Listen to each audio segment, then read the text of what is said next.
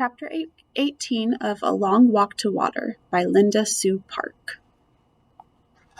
Southern Sudan, 2009. This is Naya's part of the story. Naya waited her turn in line. She was holding a plastic bottle. The well was finally finished. The gravel had been put down to make a foundation. The pump had been installed, and the cement had been poured and left to dry. Before the pump was used for the first time, the villagers all gathered around.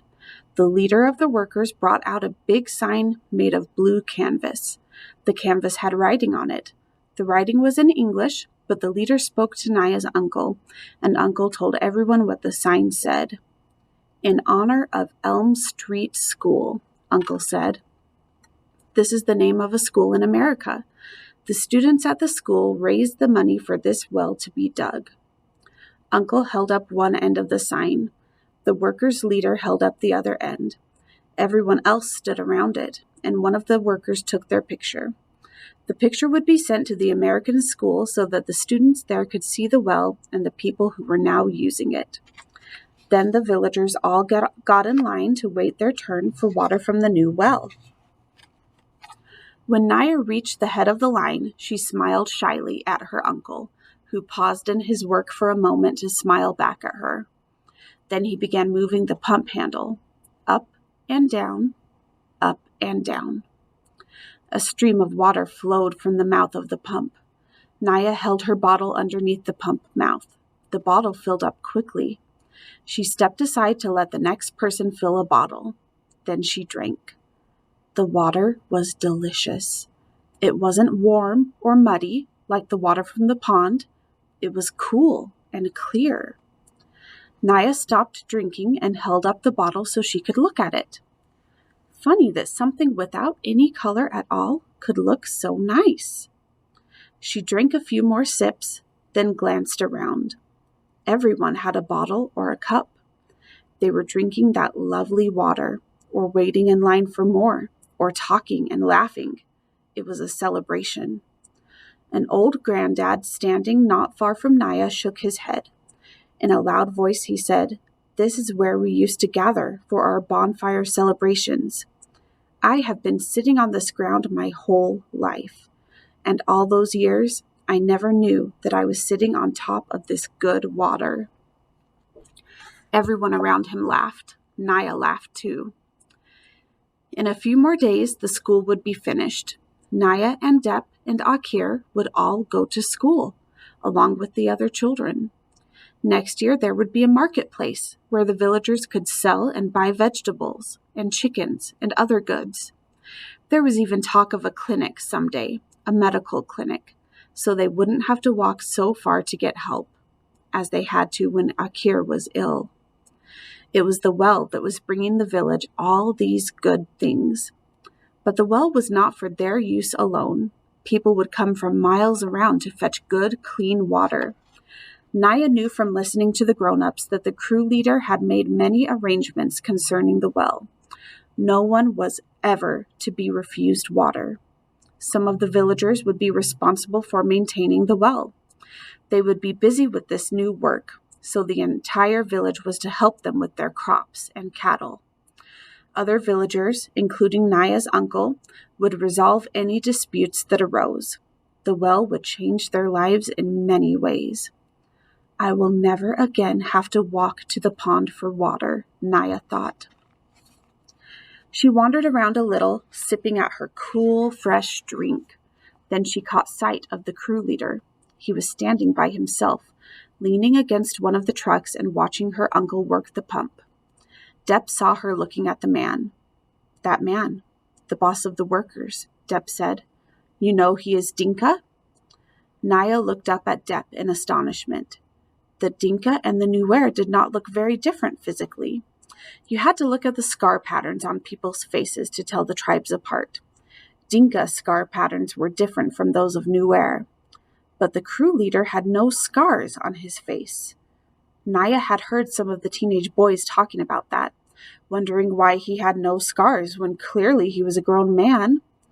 The leader's assistant was Nuer, so were most of the crew. They all had Nuer scars. Naya hadn't thought about it much, but she realized now that she had always assumed that the leader was Nuer too. The Dinka and the Nuer were enemies, had been for hundreds of years. Why would a Dinka bring water to us? She wondered aloud. I heard Uncle and Father talking about him, Depp said. He has drilled many wells for his own people. This year he decided to drill for the Nuer as well. Depp had not really answered Naya's question. He probably doesn't know the answer, she thought. But now Naya felt there was something she had to do. She walked over to where the man was standing.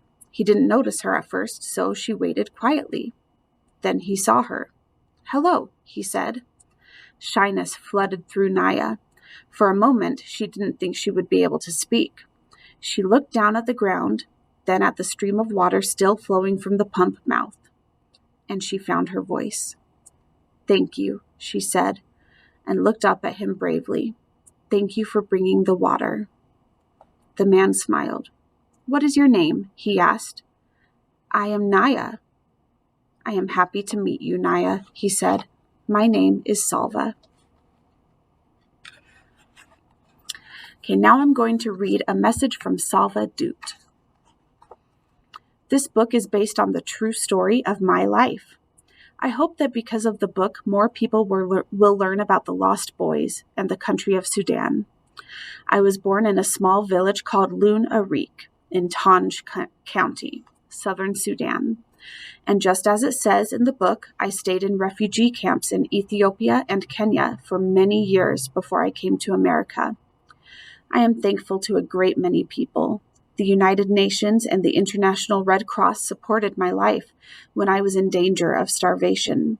The Moore family, St. Paul Episcopal Church, and the community of Rochester, New York, welcomed me to the United States. I am also grateful for the education I have received, especially at Monroe Community College. And deepest gratitude to the people who have helped me with my project, Water for Sudan Incorporated. The schools, churches, civic organizations, and individuals all over the country. Special thanks to the Board of Water for Sudan and to the Rotary clubs that have worked closely with me. My dreams of helping the people back home in Sudan are beginning to come true. I overcame all the difficult situations of my past because of the hope and perseverance that I had. I would not have made it without these two things. To young people, I would like to say, stay calm when things are hard or not going right with you. You will get through it when you persevere instead of quitting. Quitting leads to much less happiness in life than perseverance and hope. Salva Dute, Rochester, New York, 2010. Now I'm going to read the author's note. Some of the details in this story have been fictionalized, but the major events depicted are based on Salva's own experiences. I read his written accounts and interviewed him for many hours. I also read other books and accounts by and about Lost Boys. For Naya's part of the story, I was able to interview travelers who have seen the water wells being drilled in villages like hers. I also benefited from examining their video footage and photographs. Known as the Second Sudanese Civil War, the conflict that is depicted in this book began in 1983. Many factions were involved and numerous changes in leadership took place over the duration of the war. But in essence, the opposing sides were the Muslim-dominated government in the north and the non-Muslim coalition in the south. Besides religion, economic strife was an important factor, as the country's reserves of oil are located in the south. Millions of people were killed, imprisoned, tortured, kidnapped, or enslaved. Millions more were permanently displaced, unable to return to their homes. Among those displaced were hundreds of thousands of so-called lost boys like Salva, who walked in desperation through southern Sudan, Ethiopia, and Kenya in search of safe haven. Many of the lost boys who were able to return home after the war found that their families had vanished. Others languished in refugee camps, like those Salva lived in. Some were eventually reunited with their loved ones, often after decades apart. In 2002, nearly 20 years after the war began, the United States government passed the Sudan Peace Act, officially accusing the Sudanese government of genocide in the deaths of more than 2 million people. 3 years later, a peace accord was signed between the North and the South. The South was granted autonomy, the ability to govern itself, for 6 years.